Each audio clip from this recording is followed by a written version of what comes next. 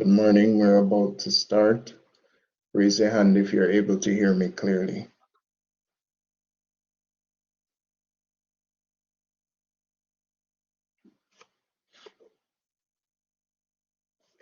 All right, that's good enough.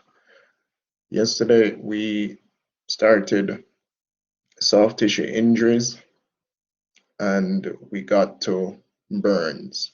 So that's where we will pick up this morning. So, burns. Burns account for approximately 3,400 deaths per year, among the most serious and painful of all injuries. A burn occurs when the body receives more radiant energy than it can absorb. The sources of this energy may include heat, toxic chemicals, and electricity, and it may also include radiation.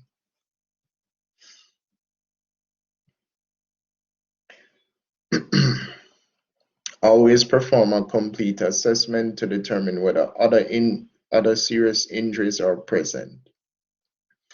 Children, older patients, and patients with chronic illnesses are more likely to experience shock from burns or burn injuries. And the most significant issues with burns is the risk of infection. So when a person has a severe burn, if they die within a short period of time, it's because their airway was compromised. So the burn compromised their airway. If they die days after, it's usually from septic shock. They develop an infection.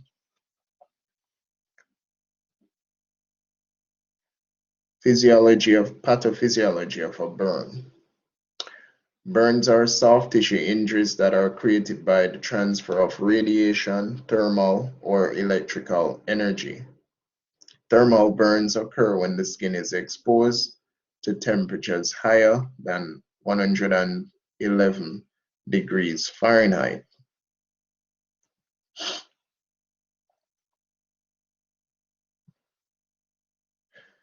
Severity of a thermal injury correlates directly with the temperature, the concentration of the heat source, the amount of heat energy possessed by the object or substance, and how long the person was exposed, or duration of exposure. The greater the heat energy, the deeper the wound. So the greater the heat energy, the deeper it will move through the layers of the skin. People reflexively limit heat energy and exposure time. However, if the patient is unresponsive or trapped, they might not be able to do that. Complications of a burn or burns. When a person is burned, the skin that acts as a barrier is destroyed. And with that, with the skin being destroyed, the functions go with it as well. So burns create a high risk for infection. The patient is going to have issues with temperature regulation. You're going to have fluid deficit. So they can lose a lot of fluid over a short period of time. And that's why within the first 2 hours, it is recommended that they get fluid resuscitation with a macro drip. And it is there's a formula to calculate that. Shock definitely can develop. So they can develop hypovolemic shock. They can develop septic shock over time. Burns to the airway are of significant importance. This is what is going to kill the patient quickly in the field for a burn patient. Circumferential burns of the chest or any area of the body Once it's circumferential, it can cause a tourniquet effect. So the skin gets stiff, there is not much elasticity, and if it's circumferential around the chest, it can affect the patient's ability to ventilate. Circumferential burns of an extremity can cause neurovascular compromise, so the motor and sensory nerves and the blood vessels can be damaged, and it can be irreversible damage. Burn severity. It is important as EMTs for us to be able to determine the severity of a burn. And we use the depth, meaning how deep the burn goes into the layers of the skin, and the extent of the burn, the body surface area that is exposed or burned, and the critical areas. Now, critical areas involve the face, upper airway, hands, feet, genitalia. Pre-existing medical conditions and other injuries can also complicate burns, and burns can be very severe in the pediatric and geriatric population. Now, the depth of the burns. You have superficial, which used to be called first-degree burn, and it means only the top layer of the skin is affected. In the pre-hospital setting, we do not count superficial burns. We only focus on second degree and third degree. Partial thickness is second degree burns, and this involves the top and middle layer of the skin. So it involves the epidermis and some portion of the dermis, and this is where we get the blisters forming. Full thickness means the burn goes through all three layers of the skin, and sometimes the burn can go through the bone as well. So that's the burn depths. An example of superficial would be sunburn. Right? In the middle we have partial thickness, and then at the end we have the third degree, where you start to get the eschar tissue, where the tissue get leathery and stiff.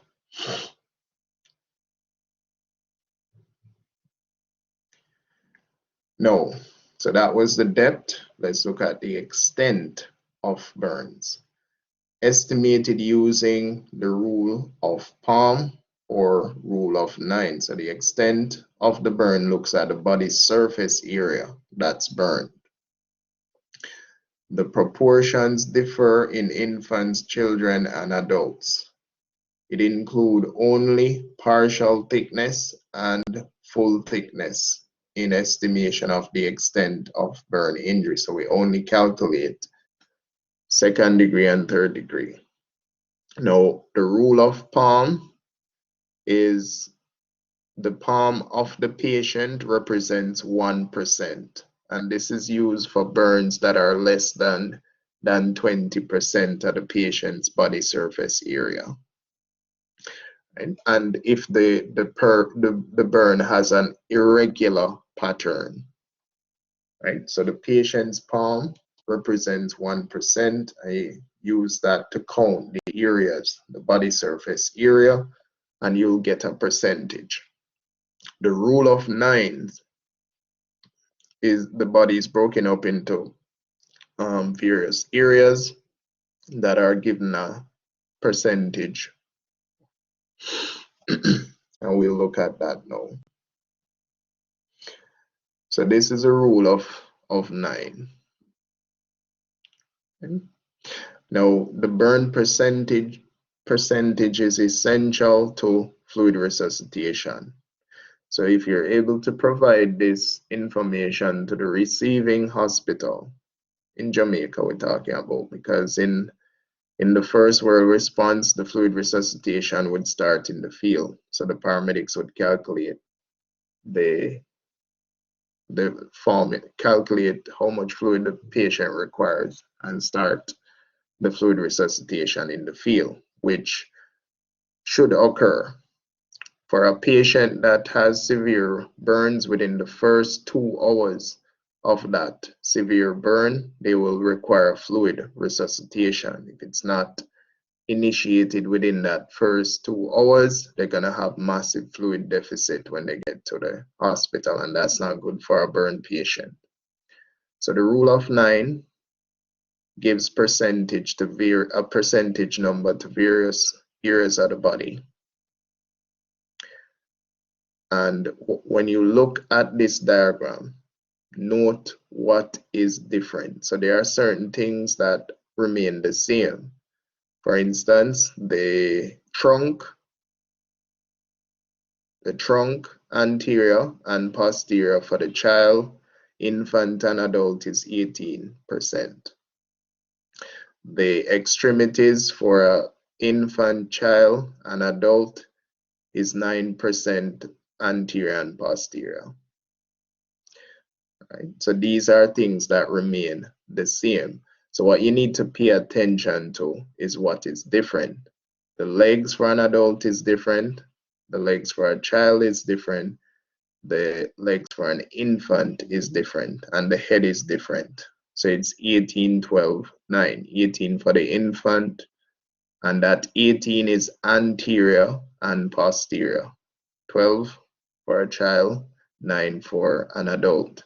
And the lower extremities is 18 for an adult, anterior and posterior, 16.5 for a child, 13.5 for the infant.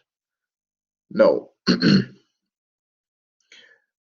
in the field, we will have our cheat sheets to remind us of these things, or field guides, or protocols.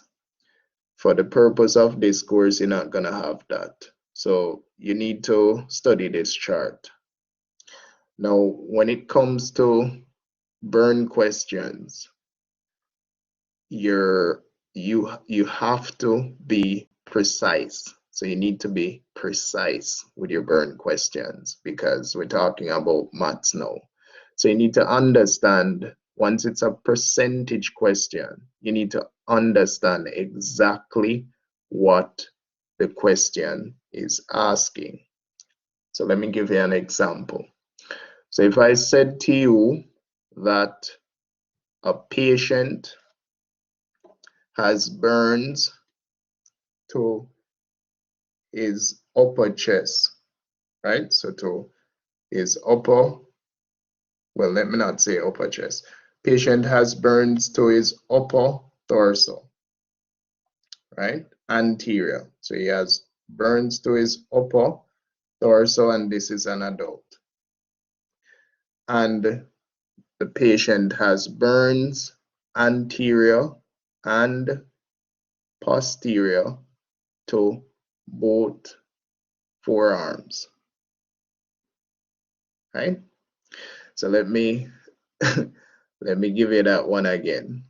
The patient has burns to the upper torso anterior and burns to both forearms anterior and posterior. What would be the percentage of this patient's body surface area that's burned? Go ahead and answer that question.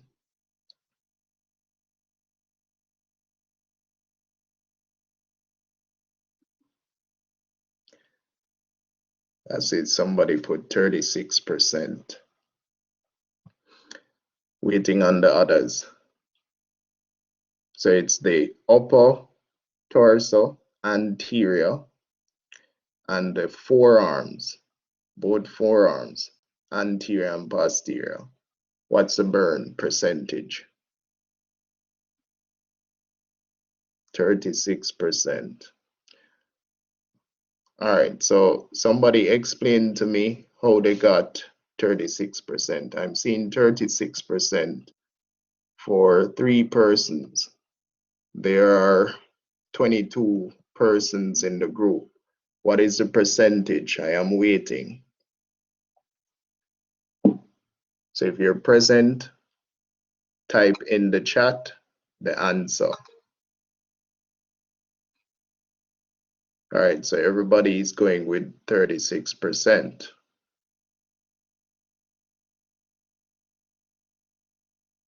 And if you have, how did 54%? Okay, then. All right. So how did we get 36%? Because some of you might just be typing what other persons have typed. So how did you get the 36%?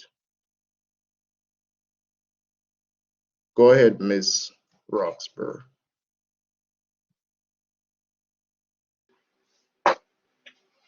Okay, sir. So, how I got the 36 would be the torso in itself, because it's just the anterior surface that will be 18%, and then both arms equals 9% each. At first, I was wondering about the rear of the, well, I shouldn't say the posterior portion of the arm, but I figured it's the circumference of it. So that's how I got the 9 plus 9 plus 18, which is 36. Okay, I hear you. All right. Anybody else have anything outside of 36%?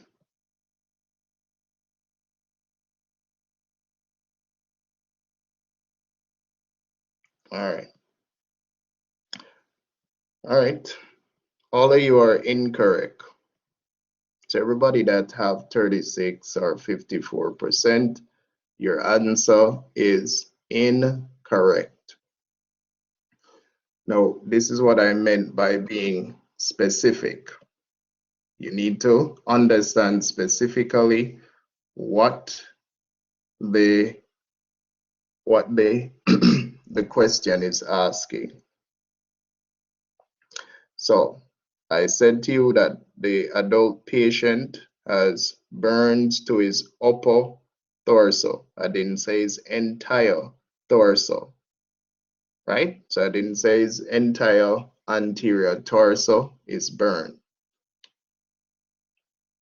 right? Trunk, sorry, I didn't say his entire anterior trunk is burned. I said upper, right? So that would be half of the anterior trunk. I said to you that his 4 arms. I did not say his entire arms. I said his 4 arms have anterior and posterior burns. So it's half of the arms, and half of 9 is 4.5%. So that's 1 arm, 1 forearm. The other forearm is 4.5%, and the upper torso is 9%. If I add all of that together, then it would be 18% of this patient's body surface that is burnt. So that is what I mean when I say you need to understand clearly what the question is asking. All right. It's a maths question, so your numbers must be correct. Now, if I said to you that the adult patient has burns to his upper torso, anterior and posterior, what would be the percentage?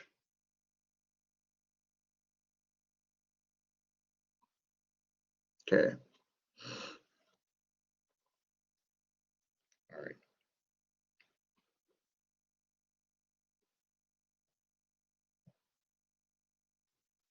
All right, good. So the point has been absorbed. So what is important for you to note with these type of questions, once you have a percentage question, ensure that you read the question carefully and understand clearly what the question is asking. All right, that's that. Now, patient assessment of burns. When you are assessing a burn, it is important to classify the victim's burns. Classification of burns is based on source of burn, depth of burn, severity of the burn. Scene size up, ensure scene safety. Observe the scene for hazards and safety threats. Ensure that the factors that led to the patient's burn injury do not pose a hazard. Mechanism of injury, determine the type of burn that has been sustained and the MOI. Gather information from the patient about the extent of the injury, assess the scene for environmental hazards, determine how many patients, whether or not you need additional resources, and consider the potential for other injuries. Remember, injuries can complicate burns. After we have completed the scene size up, the next phase is the primary assessment. Begin with a rapid exam. Form a general impression of the patient and the environment. Look for clues to determine the severity of injuries and the need for rapid treatment. Be suspicious of clues that may indicate abuse. Consider the need for manual spinal stabilization or spinal motion restriction. Check for responsiveness using a AVPU scale. Based on the patient's level of responsiveness, assess and manage issues with the airway, assess and manage issues with breathing. So ensure that the patient has a clear and patent airway. Remember, if patients die early from burns, it's going to be an airway problem. Be alert to signs that the patient has inhaled hot gases or vapors. So look for singed facial hair, soot present in and around the airway. Heavy amounts of secretions and frequent coughing may indicate a respiratory burn. Quickly assess for adequate breathing. Inspect and palpate the chest wall for decap BTLS-IC. If you're going to give these patients oxygen, as soon as you get them to your ambulance, switch over to humidified oxygen, especially if you suspect airway burns. That's going to be beneficial to these patients. Circulation, assess the pulse, rate, and quality. Determine perfusion based on the patient's skin condition, color, temperature, and capillary refill time. Control significant bleeding, assess for shock, provide appropriate treatment if present. After your ABCs, you should know your patient's GCS at this point. You should know what your patient's Glasgow Coma scale is. You should know if you need to do a rapid scan or you need to do a focused physical exam on the patient. At this point, you should know if it's a load and go or stay and play. Transport decision, consider rapid transport for a patient who has an airway or breathing problem. If it's a burn patient, that is what is going to kill these patients in the field. Significant burn injuries, significant external bleeding, signs and symptoms of internal bleeding, consider consulting ALS providers. History taking. So once we have completed the ABCs, decided on whether or not we need to do a rapid scan or focus on whether or not the patient is load and go, and evaluate the GCS, The next phase of the assessment is history taking. If your patient is talking to you, history comes first. Not talking to you, vital signs, and then you consider what information you can get from the location and the patient physically. Investigate the chief complaint. Be alert for signs and symptoms of other injuries due to the MOI. Typical signs of burn. So burns are extremely painful. So pain, redness, swelling, blisters, charring. Regardless of the type of burn, stop the burning process. No. So if you have a patient that you arrive on location, the patient has on clothing, you can see heat or steam coming from the clothing, that needs to come off. So you need to cut that off the patient. If a part of the clothing sticks to the patient's skin, you need to cut around it. Do not pull that area off. Do not put any oils or ointments or butter on severe burns. That will have to be scraped off when the patient gets to the hospital. You will, if it's a thermal burn, you have to cool the area. And cooling the area don't mean you dash ice water on the patient. You use normal pipe water, run it over the area. You're looking at 2 to 4 minutes for thermal burn. So you don't need to run water for over thermal burns for more than 2 to 4 minutes. That's sufficient. If you exceed that, you can make the patient hyperthermic. For chemical burns, you're going to run water between 15 to 20 minutes. So for chemical burns, it's 15 to 20 minutes when you're flushing the area, and it's really you're flushing.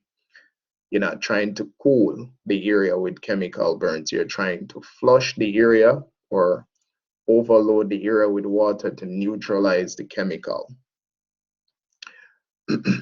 So stop the burning process, apply dressing to prevent contamination. If the fingers and toes are burned, you need to separate them with gauze so that they don't stick together. Treat the patient for shock. Your unit should have a burn sheet or burn blanket. Do not put normal sheets over these patients. It's going to stick to the burn. And the reality is, the harsh reality is, Jamaica does not have the facilities to deal with a patient with severe burns. It does not exist in Jamaica. So we don't have that type of facility. So it's up to God and that individual. That's one of the reasons why when the illegal gas explosion took place, I think it was 4 or 5 persons when it occurred. None of those individuals are alive, and all of them were talking, communicating on the scene. But to this date, none have survived, and it's one out of 2 things: airway compromise, and that wasn't shown in the early stages. So they got infections, right? They developed septic shock or burn shock. So these patients need to be kept in a sterile environment. The environment has to be clean, right? No, and that's one of the reasons why if firefighters get severe burns in Jamaica, they are not going to keep those firefighters here. They're going to send them overseas where they can get the right type of care. And that's something I have to commend the fire service for, right? They provide 100% health coverage. And if the firefighter has to go overseas to get proper burn care, they will get it. But just keep in mind, the facilities to deal with a severe burn does not exist in Jamaica. Now, sample history. Along with the sample history, ask the following questions. Are you having any difficulty breathing? Are you having any difficulty swallowing? Are you having any pain? You're going to be in a lot of pain if they're responsive, unless the burn went through all 3 layers where the nerve endings have been destroyed. Check whether the patient has an emergency medical identification device. Secondary assessment. So after the history, we move into our secondary physical examination. Perform an exam of the entire body.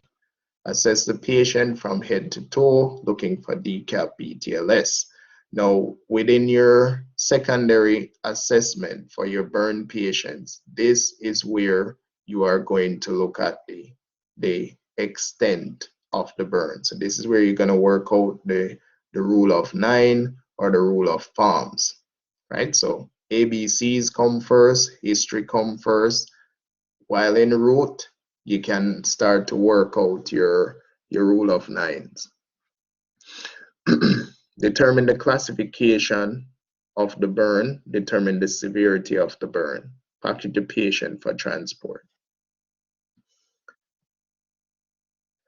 Assessment of the respiratory system involves looking, listening, and feeling. So you need to pay close attention to the respiratory system.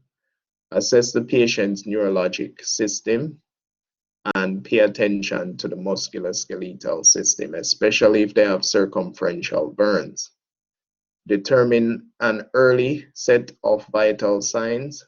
Determining an early set of vital signs will help you to know how the patient is tolerating his or her injuries. So you want to include you consider the patient's level of consciousness, pupil reaction, respiration, pulse oximetry, end-tidal CO2 if it's available, pulse, blood pressure, GMR.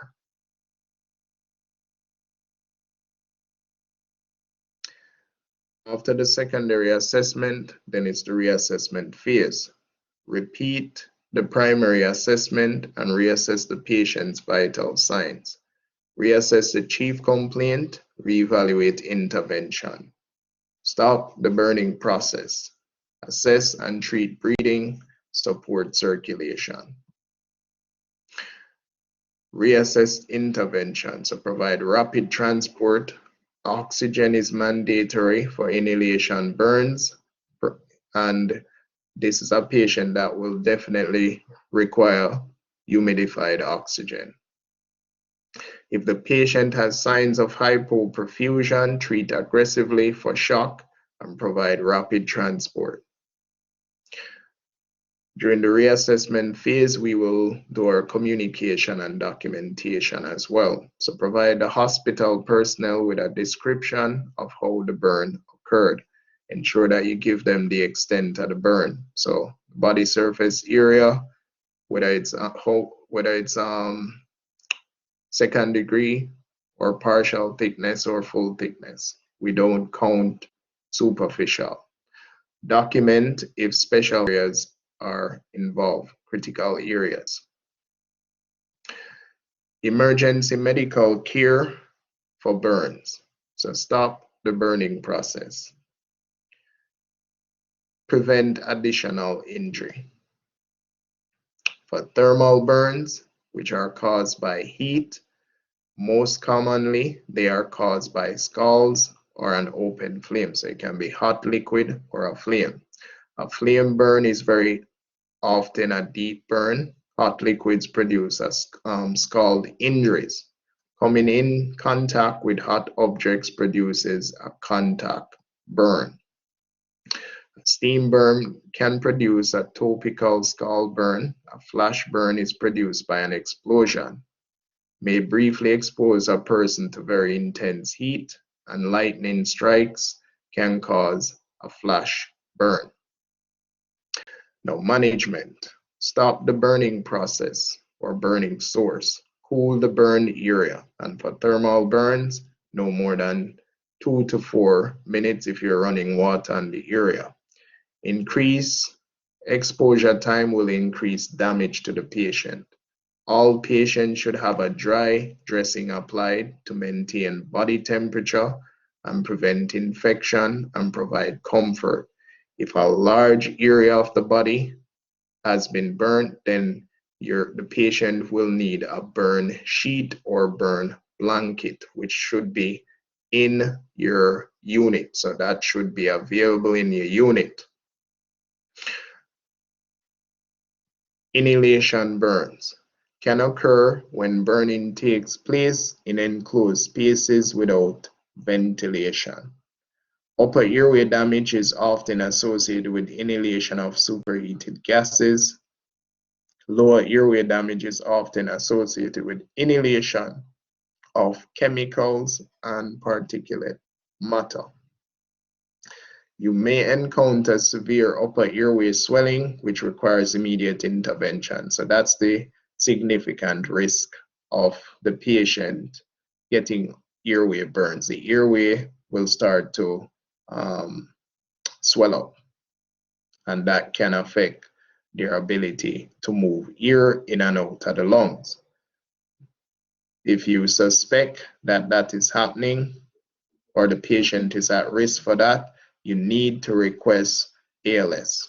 If you're in Jamaica, time is going to be important. You need to get that patient to the hospital as quickly as possible and ensure that you inform them prior to your arrival that the patient is at risk for airway compromise.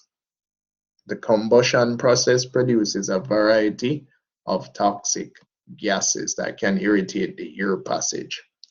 Carbon monoxide intoxication should be considered whenever a group of people in the same place all report a headache or nausea. Management: first, ensure your own safety and the safety of your co-workers. Management: pre-hospital treatment of a patient with suspected hydrogen cyanide poisoning includes decontamination and supportive care.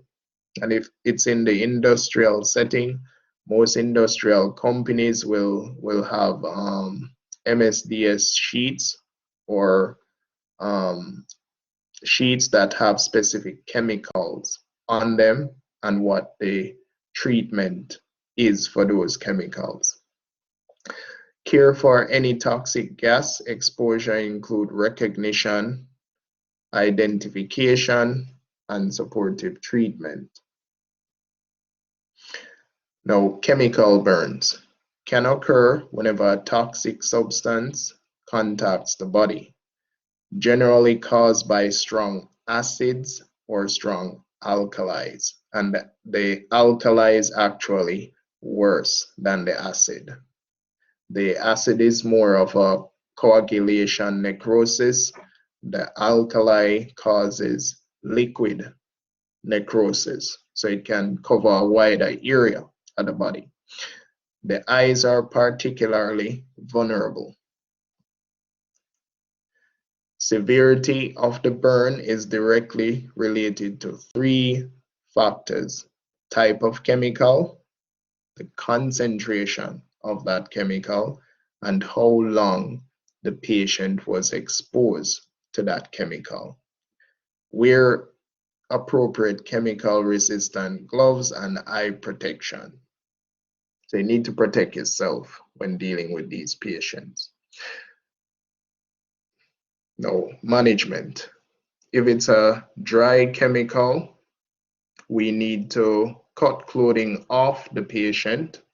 If we suspect that dry chemicals are on that clothing, we need to brush the dry chemicals off the patient. So brush as much as you can off the patient, and then you will flush the area with water, and we're looking at 15 to 20 minutes. For liquid chemicals, immediately begin to flush the burn area with lots of water. Continue flooding the area for 15 to 20 minutes after the patient says the burning pain has stopped. That's for chemical burns. If the patient's eye has been burned, hold the eyelid open while flooding the eye. So you're going to flush the eyes. The most important thing that you need to ensure is that you don't cause cross-contamination when you're flushing the eyes. Conduct proper decontamination prior to loading the patient. Now, decontamination might not be your responsibility if you are not properly trained. So if you're not properly trained in hazmat and decontamination procedures, then you should not be performing that for your patient. Person who has the proper training should deal with decontamination in the yellow zone or orange zone, and you wait for the patient in the cold zone.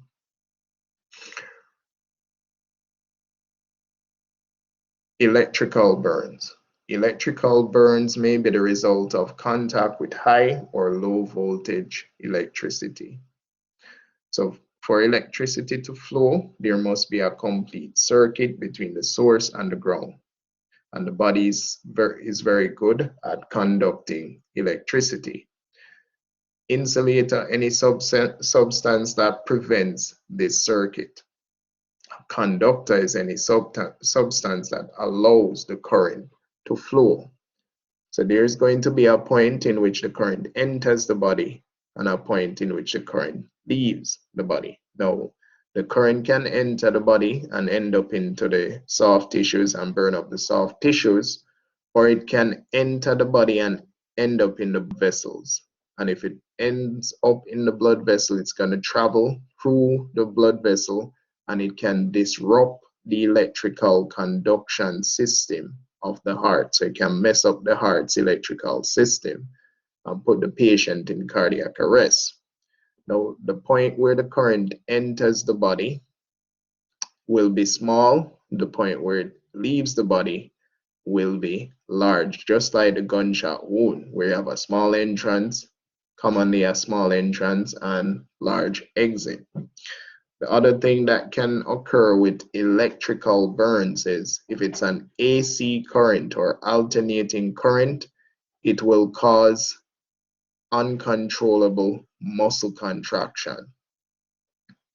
Now, the muscle, depending on the voltage, if it's very high, the muscle contraction can be so severe that it causes fractures of the bones.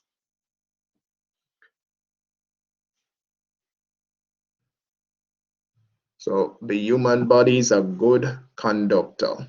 The type of electric current, magnitude of current, and voltage have effects on the seriousness of the burn. Your safety is of particular importance. Never attempt to remove someone from an electrical source unless you are specially trained to do so. So if you're not trained to do it, don't do it. And some of these live wires, the current can arc, so it can arc.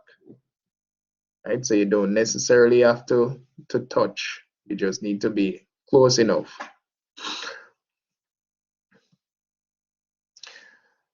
A burn injury appears where the electricity enters and exits the body. Two dangers. There may be a large amount of deep tissue injury, and the patient may go into cardiac or respiratory arrest from the electric shock. Now, management. Because the risk of cardiac arrest is high, then we need to be prepared to do CPR. Right? So if indicated, begin CPR on the patient and apply your AED as soon as it is available. So apply the automated external defibrillator as soon as it is available. Be prepared to defibrillate if necessary. Give supplemental oxygen and monitor the patient closely. Treat soft tissue injuries with dry sterile dressing and provide prompt transport. All right, now Taser injuries, not something that you will see frequently in Jamaica, but definitely overseas.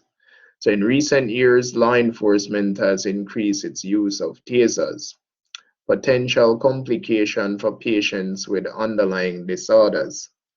The use of a taser has been associated with dysrhythmia. So again, it's current. So that current can enter the blood vessels, end up in the heart and disrupt the heart electrical network, can cause dysrhythmias, or it can put the patient in sudden cardiac arrest. Make sure you have access to an AED when responding to patients who have been exposed to taser shots. Now, radiation burns. Not much for me to say on radiation. This is people with specialized training, right? Potential threats include incidents related to the use and transportation of radioactive isotopes, intentionally release radioactivity in terrorist attacks. You must determine if there has been a radiation exposure and then whether ongoing exposure continues to exist. And there are 3 types of ionizing radiation that you need to be familiar with at your level. So you have alpha, which has little penetrating energy, and it is easily stopped by the skin. Then you have beta, which is greater penetrating power, but we can use protective clothing to stop that.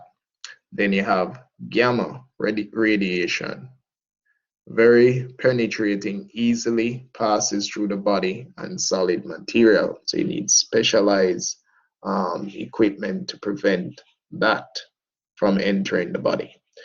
Now, the most important thing to remember with radiation is once the patient has been exposed to powerful radiation, the sooner the patient starts to vomit, the sooner the patient will die. So if they vomit early after the exposure, they don't have a good chance of surviving. The later they take to vomit, it's 3-4 hours after, 5-6, the later, then the better their chances of surviving. So if it's early, the whole of the patient internal structures have been damaged. So most ionizing radiation accidents involve gamma radiation. Management: maintain a safe distance, wait for hazmat team to decontaminate the patient, call for additional resources to remove the patient's clothes, begin ABCs, treat burns or trauma, and irrigate open wounds. Notify the emergency department, identify the radioactive source and the length of the patient exposure to it. Limit your duration of exposure, increase your distance from the source, attempt to place shielding between yourself and the source of the gamma radiation. All right, now this section that talks about dressing and bandages, not gonna spend too much time on this. The dressings go directly on the wound, bandages hold the dressings in place, and you have various types of dressings. So you have your gauze dressing, you have your adhesive type dressings, your occlusive dressing, you have your pressure dressing, you have your trauma dressing. There are a whole lot of dressings. You look at the patient, determine which dressing is best suited. So all wounds require bandaging. Splints can help control bleeding and provide firm support for dressings. There are many different types of dressings and bandages. Dressings and bandages have 3 main functions. First one is to control bleeding. 2, protect the wound from further damage. And 3, prevent further contamination and infection. So the number one goal is to control bleeding. Sterile dressing. Most wounds will be covered by universal dressings, conventional 4x4 or 4x8 gauze pads.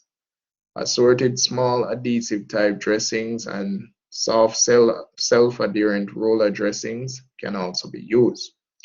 Universal dressings are ideal for covering large open wounds. And you're going to use a trauma dressing if there's a lot of blood. The trauma dressing is designed to soak up a lot of blood and create pressure in the area. Gauze pads are appropriate for smaller wounds. Adhesive type dressings are useful for minor wounds. Occlusive dressings prevent air and liquids from entering or exiting the wound. And there are 3 points on the body in which you will consider using an occlusive dressing.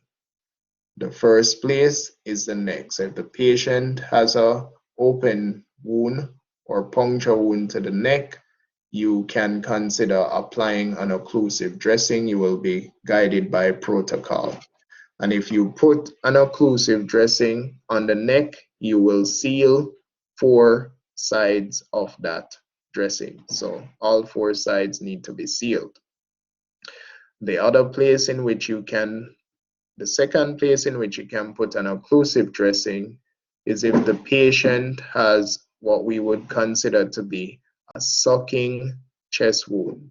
So the patient has a puncture wound to the chest that has ruptured the lining around the lung, and if that opening is bigger than the air passage when the patient tries to breathe in, instead of the air entering into the air passage, it's going to go into the sucking wound and collapse the lungs. You will apply an occlusive dressing over that. However, when you apply an occlusive dressing to the chest, so it can be chest, anterior, posterior, it can be upper abdomen. So upper abdomen can be the chest as well. So puncture wounds to the upper abdomen, the chest, and the upper back. You want to, it can also be lower back where the base of the lungs is located. You want to use an occlusive dressing for these type of puncture wounds, and you will seal only 3 sides. So 3 sides will be sealed. When it's the third one, we covered that yesterday, abdominal evisceration. So if the intestines is protruding, you're going to use an occlusive dressing if it is available, and you seal all 4 sides. So it's all 4 sides for the abdomen, 3 sides for the chest, all 4 sides for the neck. So that's the 3 points that you will consider to use an occlusive dressing. Bandages. Bandages are necessary to keep dressings in place during transport. You can use soft roller bandages, rolls of gauze, triangular bandages, very useful. Adhesive tape. The self-adherent soft roller bandages are the easiest to use, so that's why you will commonly see the self-adherent or roller bandages. I have the elastic roller bandages, I have the crepe bandage. Adhesive tape holds small dressings in place and helps to secure larger dressings. Do not use elastic bandages to secure dressings. The bandage may become a tourniquet and cause further damage. So you're going to use your roller gauze or your crepe bandage. However, if you're in a situation where you cannot find a roller gauze or a crepe bandage, if you're going to use an elastic bandage, avoid creating unnecessary tension. So you don't need to create tension with that bandage, right? But routinely, it's not something that we would use in a tough spot, you may not have a choice. All right. Splints are useful in stabilizing broken extremities. Can be used when with dressings to help control bleeding from soft tissue injuries. If a wound continues to bleed despite the use of direct pressure, quickly proceed to the use of a tourniquet. And that would be the end of soft tissue injuries. Questions. So question 1. A young male was struck in the forearm with a baseball and complains of pain to the area. Slight swelling, so there is slight swelling and ecchymosis are present, but no external bleeding. Which type of injury does this describe?